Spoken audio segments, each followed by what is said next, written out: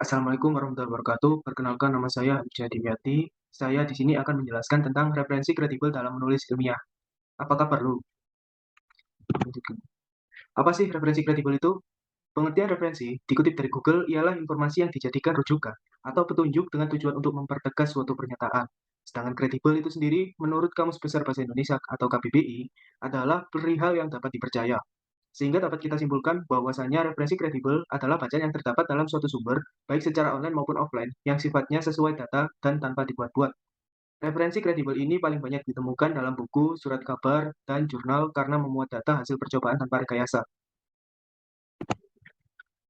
Bagaimana sih cara mengetahui kredibel referensi itu sendiri? Kredibilitas referensi dapat kita ketahui apabila pada sumber yang kita baca terdapat eksperimen akan suatu permasalahan yang akan dituju. Kita juga dapat membuktikan dengan cara melakukan eksperimen itu sendiri untuk mengetahui apakah referensi yang kita lihat itu valid. Selain itu, apabila kita mencari referensi dari media online, kita dapat melihat rating yang diberikan orang lain terhadap referensi tersebut. Kenapa sih sebelum menulis ilmiah harus mencari referensi yang kredibel terlebih dahulu? Referensi kredibel sangatlah dibutuhkan ketika menulis ilmiah, karena dengan adanya referensi tersebut, kita mempunyai sejumlah pandangan tentang apa saja yang akan kita tulis dan tidak seenaknya ketika menulis ilmiah. Seperti yang kita ketahui bahwasanya menulis ilmiah juga terdapat etikanya itu sendiri. Kita tidak dapat semena-mena dalam menulis ilmiah karena di dalamnya itu termuat sejumlah data dan pernyataan yang bersifat kredibel atau valid. Apa saja akibat jika menulis ilmiah tanpa adanya referensi kredibel? Seperti yang kita ketahui, bahwasanya dengan adanya referensi, kita akan lebih mudah dalam menulis ilmiah. Apabila kita tidak mencari referensi kredibel terlebih dahulu, kita akan kesulitan dan bingung akan hal apa saja yang akan kita tulis nantinya. Di sisi lain, kita akan menulis tanpa adanya etika penulisan ilmiah, sehingga karya dari apa yang kita tulis itu akan asal-asalan. Lantas, apa saja sih etika menulis ilmiah itu? Dilansir dari Google, kode etik dalam penulisan ilmiah merupakan aturan-aturan yang perlu diperhatikan dan ditaati dalam penulisan karya ilmiah. Etika dalam penyusunan karya tulis ilmiah meliputi hal-hal sebagai berikut. Yang pertama, penulisan harus dilakukan secara tanggung jawab, cermat, dan seksama. Yang kedua, karya tulis ilmiah harus orisinil, bukan ciplakan dari hasil karya orang lain. Yang ketiga, menjaga kebenaran, fakta, dan manfaat yang disampaikan. Yang keempat, bertanggung jawab atas tulisannya. Yang kelima, menerima saran dan kritik yang diterima dari pembaca, reviewer, maupun editor. Yang keenam, menyadari secara sepenuhnya untuk tidak melakukan pelanggaran dalam penulisan karya ilmiah. Terus, tujuan dari etika tersebut itu apa aja sih? Etika penulisan ilmiah memiliki beberapa tujuan seperti berikut. Yang pertama, menjamin akurasi temuan penelitian dan pengembangan ilmu pengetahuan. Yang kedua, untuk melindungi haki peneliti. Yang ketiga, untuk melindungi objek peneliti dari pemalsuan dan kerusakan. Yang keempat, menjaga reputasi ilmuwan. Dan yang kelima, menegakkan etika moral dalam berperilaku. Apa fungsi dari etika menulis ilmiah itu sendiri? Fungsi dari etika penulisan ilmiah antara lain, yang pertama, sebagai bagian sistem iptek yang menentukan kemajuan ilmu pengetahuan. Yang kedua, memelihara hati nurani diri peneliti dengan berpegang pada moralitas peneliti. Yang ketiga, mengawal penghormatan pada nilai-nilai etika dalam penelitian. Dan yang keempat, membangun iklim penelitian yang sehat, kuat, dan juga bermartabat. Nah, setelah mengetahui hal-hal di atas, kita tahu seberapa penting mencari referensi kredibel sebelum menulis ilmiah. Dan kita harus menerapkan hal-hal tersebut di dalam kehidupan, terutama ketika menulis karya ilmiah itu sendiri. Jadi, yuk biasakan hal tersebut saat menulis ilmiah. Terima kasih. Assalamualaikum warahmatullahi wabarakatuh. Nama saya Muhammad Andres Surya Mahputra, NRP 5007221145 dari Departemen Teknik Mesin. Di sini saya akan menjelaskan tentang perbedaan pembaca yang baik dan pembaca yang buruk. Nah, sebelum masuk ke situ, mari kita ketahui dulu apa sih arti membaca itu. Membaca adalah kegiatan melihat serta memahami isi dari yang tertulis dengan melisankan atau hanya dalam hati. Tidak semua kegiatan membaca itu adalah hal baik, tergantung dari jenis bacaan yang dibaca oleh si pembaca. Bacaan yang baik adalah bacaan yang menambah pengetahuan atau wawasan, tentunya yang bersifat positif. Kemampuan membaca setiap orang itu berbeda-beda. Hal tersebut dipengaruhi oleh faktor kedewasaan dan kebiasaan. Minat biasanya mempunyai andil yang cukup berarti dalam kegiatan membaca, tetapi tidak bisa dijadikan sebagai faktor penentu seseorang dikatakan sebagai pembaca yang baik atau yang buruk. Nah, selanjutnya saya akan menjelaskan ciri-ciri pembaca yang baik. Pembaca yang baik adalah yang pertama, tujuan membacanya jelas. Kemudian yang dibacanya adalah satuan pikiran kalimat. Kecepatan membaca yang diterapkan bervariasi, kritis, bacaan yang dibaca bervariasi, kaya akan kosakata, tahu cara membaca yang benar. Kemudian ciri pembaca yang buruk. Tujuan yang pertama adalah tujuan membacanya tidak jelas, membaca kata demi kata, kecepatan membacanya rendah, dan tetap pasif, bahan bacaan yang dibacanya itu-itu saja, miskin kosakata, dan tidak tahu cara membaca yang benar. Nah, setelah mendengar penjelasan saya tadi, apakah kalian termasuk pembaca yang baik atau yang buruk? Setelah ini akan dibacakan oleh teman saya. Terima kasih. Oke, selanjutnya untuk melanjutkan penjelasan dari teman saya di sini akan menjelaskan mengenai cara menyimpan referensi dengan aplikasi Mendeley. Sebelumnya perkenalkan, nama saya Michael Tamu Pasolon dengan NRP 5007221151. Nah, sebelum tahu cara menyimpan referensi dengan aplikasi Mendeley, tentunya kita harus tahu Mendeley itu apa sih? Nah, Mendeley adalah sebuah aplikasi yang berfungsi untuk menambahkan referensi dan daftar pustaka dengan mudah saat sedang membuat karya tulis ilmiah maupun jurnal ilmiah. Setelah kita tahu apa sih itu Mendeley, nah sekarang tentunya kita harus mendownload aplikasi Mendeley tersebut. Caranya adalah dengan mengakses website www.mendeley.com. Setelah selesai mendownload, bisa langsung melakukan registrasi terlebih dahulu untuk mendapatkan akun. Nah, setelah selesai melakukan segala jenis registrasi, tampilan awal yang akan muncul akan seperti ini. Selanjutnya, langkah awalnya bisa dengan mendownload Mendeley Site terlebih dahulu, di mana nantinya Mendeley Site akan berguna untuk menghubungkan Mendeley dengan Microsoft Word. Nah, sebelum mengunggah referensi yang diinginkan ke aplikasi Mendeley, tentunya kita perlu menyiapkan referensi-referensi tersebut, yang misalnya bisa berupa jurnal maupun e-book. Nah, untuk mendapatkan referensi-referensi tersebut, bisa melalui website yang menyediakan referensi yang kita inginkan. Contohnya ada Google Scholar, Sinta atau Science and Technology Index, lalu ada MDPI, dan masih banyak lagi. Website-website tersebut dapat diakses melalui internet tentunya. Setelah selesai menyiapkan referensi yang diinginkan, kita bisa langsung kembali ke laman aplikasi Mendeley. Setelah itu, untuk menambahkan referensi-referensi yang sudah disiapkan tadi, bisa langsung mengklik pojok kiri atas, mengklik tulisan add. Nah, setelah selesai menyiapkan referensi-referensi yang diinginkan, kita bisa langsung kembali ke laman aplikasi Mendeley, lalu setelah itu mengklik add new yang terdapat pada pojok kiri atas aplikasi. Setelah mengklik bagian add new pada pojok kiri atas laman aplikasi Mendeley, akan muncul 3 pilihan.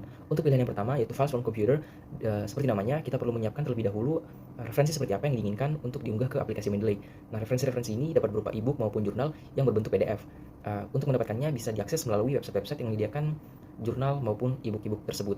Nah, selain cara yang pertama lagi, ada pula cara yang kedua, yaitu dengan memilih Add Entry Manually.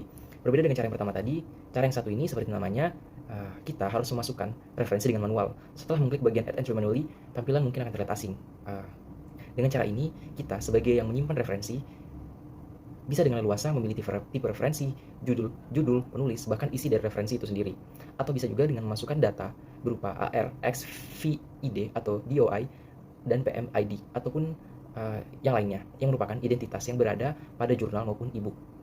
Biasanya, data identitas ini terdapat pada halaman awal jurnal maupun e-book. Oke, dengan memasukkan identitas ini secara otomatis Mendeley akan mengunggah informasi mengenai identitas yang telah dimasukkan tadi.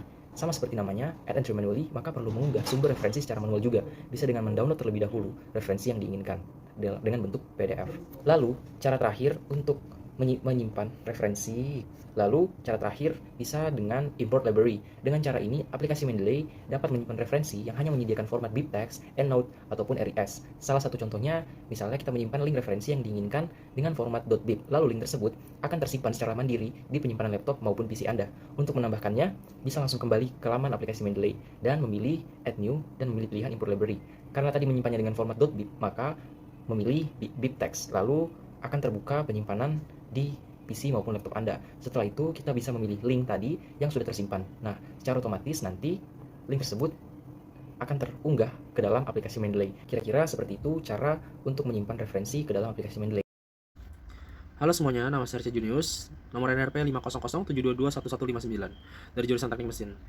Pada kesempatan kali ini saya ingin membahas mengenai membangun budaya membaca dan penerapan praktik Mendeley dalam Microsoft Word. Jadi untuk topik pertama, membangun budaya membaca, faktanya di Indonesia menjadi salah satu negara dengan minat baca terendah di dunia. Menurut UNESCO, minat baca di Indonesia hanya 0,001%, yang berarti hanya 1 dari 1.000 orang yang rajin membaca. Rendahnya minat baca di Indonesia diakibatkan mungkin beberapa faktor, contohnya adalah kualitas pendidikan, pembangunan yang tidak merata, tingginya angka buta huruf, dan lain-lain. Jadi di sini saya ingin membahas mengenai mengapa budaya membaca di Indonesia itu masih sangat rendah. Dikarenakan masih banyak hal-hal mempengaruhi faktor tersebut. Seperti contoh, tingkat kemiskinan di Indonesia, pembangunan yang tidak merata, kualitas pendidikan yang juga tidak merata, dan banyaknya kawinan yang tidak teratur. sehingga menimbulkan inflasi penduduk secara drastis. Oke, jadi selanjutnya adalah menanamkan pola pikir membaca. Bagaimana caranya untuk kita meningkatkan minat membaca masyarakat Indonesia, sehingga masyarakat Indonesia bisa menganggap bahwa membaca itu sama pentingnya seperti makan dan minum atau kebutuhan pokok dalam kehidupan sehari-hari. Mindset atau pola pikir yang pertama harus ditanamkan adalah buku adalah jendela dunia dan sumber pengetahuan. Karena buku adalah salah satu media yang digunakan oleh masyarakat dari zaman sebelum Masehi sampai sesudah Masehi untuk membaca atau membimbing para umat manusia untuk menuju kehidupan yang lebih baik. Jadi dengan adanya buku dan tulisan, manusia bisa berkomunikasi dengan satu dan lainnya tanpa batasan waktu dan ruang. Yang ketiga adalah buku adalah mentor yang membimbing kehidupan. Seperti yang saya sebut sebelumnya, bahwa sebenarnya buku merupakan salah satu guru atau mentor yang bisa memberikan suatu perspektif atau sudut pandang baru terhadap kita memandang dunia. Karena buku di dalamnya memiliki banyak sekali pengetahuan, ilmu dasar yang dipakai dalam kehidupan sehari-hari. Oke, jadi pada kenyataannya di Indonesia meskipun angka pendidikannya sangat sedikit, tetapi masih banyak upaya yang harus dilakukan oleh kami para mahasiswa dan semua rakyat Indonesia, baik itu pemerintah maupun warga sipil, yaitu adalah untuk kenali akar permasalahannya. Kenapa masyarakat Indonesia sampai detik ini masih sangat tidak suka atau mungkin kesadaran untuk membacanya itu sangat rendah. Kita kenali dulu akar permasalahannya. Apakah dari kualitas pendidikan yang tidak merata, dari kurikulum pendidikan yang kurang relevan, ataupun biaya pendidikan yang ditanggung oleh masyarakat bawah. Langkah kedua adalah mulai memecahkan masalahnya, seperti dengan cara memberikan kritik kepada pemerintah yang bersifat membangun dan solusinya. Kemudian adalah membangun lembaga, maupun itu swasta ataupun yang dinaungi oleh pemerintah untuk menampung para siswa-siswi yang tidak mampu dalam biaya pendidikan. Ketiga adalah edukasi dan sosialisasi dengan baik. Jadi kita sebagai penerima pendidikan di Indonesia yang cukup baik, kita ada baiknya mengetahui apa yang sebenarnya diperlukan oleh masyarakat Indonesia dalam menerima ilmu, landasan-landasan dasar, agar penerimaan ilmu pengetahuan dengan baik terserap. Contohnya adalah logika, penalaran umum, maupun kemampuan kuantitatif tiap masing-masing individu. Oke, sekian dari saya Richard Junius. Untuk materi ini selanjutnya akan ganti materi ke penerapan praktik Mendeley dalam Microsoft Word. Di topik yang kali ini adalah praktik penggunaan Mendeley untuk menulis kutipan dan membuat daftar pustaka. Dan nama saya Richard Junius, NRP 50007221159 dari jurusan Teknik Mesin.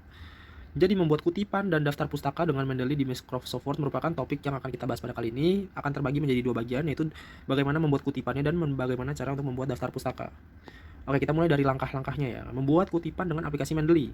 Langkah pertama, buka aplikasi Mendeley. Pastikan kalian sudah download atau install melalui website www.mendeley.com. Kemudian kalian bisa mencari berbagai literatur, artikel, maupun sumber-sumber bacaan yang menurut kalian ingin diubah tiap katanya agar tidak ada plagiarisme di dalamnya.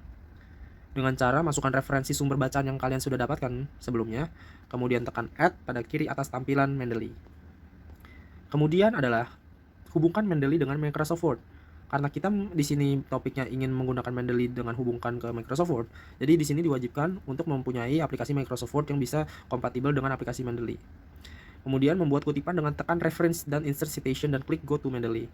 Jadi yang akan dimaksud dari tahapan ini adalah kita bisa langsung membuat kutipan dengan menekan reference dan insert citation yang diartikan adalah mengubah kata-kata yang berupa plagiarisme agar dengan makna yang sama meskipun kata-katanya berbeda. Sehabis itu kita bisa langsung menuju Mendeley untuk melanjutkan penugasan yang sebelumnya kita buat di Word. Tahapan terakhir adalah membuat daftar pustaka, yaitu dengan cara klik reference dan insert bibliography. Jadi di membuat daftar pustaka ini, kalian seperti yang sebelumnya saya jelaskan, kata-katanya itu dia bisa beda dan otomatis akan mendeteksi aplikasi Mendeley-nya dalam membuat daftar pustaka. Dengan cara kalian menekan klik reference dan insert bibliography. Dan itu secara otomatis sudah pasti bisa langsung jadi daftar pustaka. Baik, terima kasih. Sekian dari kelompok kami. Saya Richard Junius, selaku perwakilan dari kelompok 5 Bahasa Indonesia, mengucapkan terima kasih atas perhatiannya. Maaf jika ada salah-salah kata maupun pengurangan pengucapan. Semoga di lain hari kami bisa menjadi lebih baik lagi. Assalamualaikum warahmatullahi wabarakatuh. Perkenalkan, nama saya Raditya Majid Putranto dari Departemen Teknik Mesin dengan NRP 50007221162. Akan memaparkan materi tentang membaca referensi. Menulis suatu karya ilmiah wajib diawali dengan membaca referensi.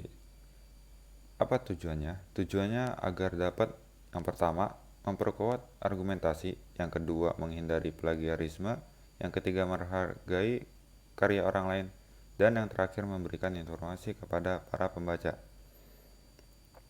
Sumber referensi itu bisa dari mana saja, seperti contohnya buku, surat kabar, dan jurnal. Pokoknya yang datanya valid atau fakta agar tidak menghasilkan karya tulis yang bertentangan dengan kenyataan lapangan. Lanjut ke pengertian membaca. Menurut Kamus Besar Bahasa Indonesia, membaca adalah kegiatan melihat serta memahami isi dari apa yang tertulis, baik dengan bersuara ataupun dalam hati. Jadi dengan membaca, diharapkan pembaca juga dapat memahami isi dari apa yang ia baca. Lalu, kegiatan membaca itu sebenarnya mudah atau sulit sih? Terdapat faktor-faktor yang menghambat pembaca memahami bacaannya, yakni yang pertama fisiologi, kemudian intelektual, kemudian psikologi, dan yang terakhir lingkungan. Tapi, ada pula strategi yang bisa diterapkan agar mudah memahami suatu bacaan. Di antaranya, yang pertama, skimming dan scanning. Skimming artinya baca sekilas, dan scanning artinya baca untuk mendapatkan informasi yang khusus. Yang kedua, dengan menggambarkan keterangan. Yang dimaksud sini adalah pembaca menuangkan isi bacaan dalam gambar guna mendeskripsikan gambar tersebut. Apa yang ia maksud agar ia memahami apa yang ia baca. Yang terakhir, SQ3R, yang berarti mensurvei, bertanya, membaca, menceritakan kembali, dan mengulas. Dalam tahapan ini, pembaca dapat melihat teks secara keseluruhan dengan cepat, membuat pertanyaan terhadap teks, dan membaca dan menemukan jawaban serta mengulas jawaban yang telah ia temukan. Sekian presentasi dari saya. Selanjutnya akan dilanjutkan dengan teman saya.